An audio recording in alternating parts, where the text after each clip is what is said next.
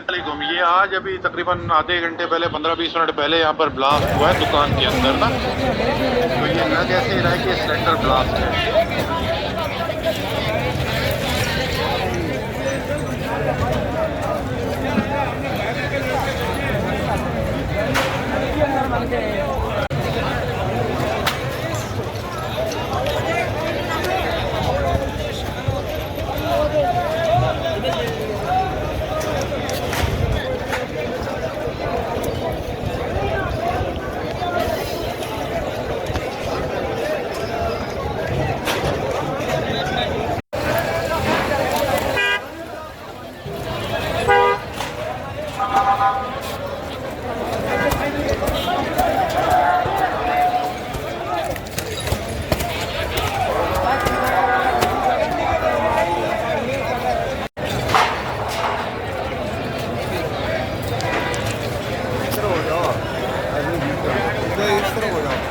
Media से हैं boss, media से अखबार से।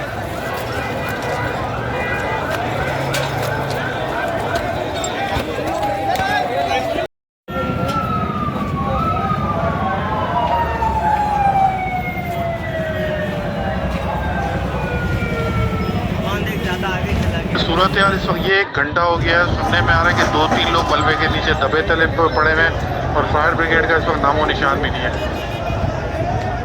और हाँ, फ़ोन किया है फायर ब्रिगेड वालों को, लेकिन कोई भी अभी तक नहीं पहुंचा यहाँ पर।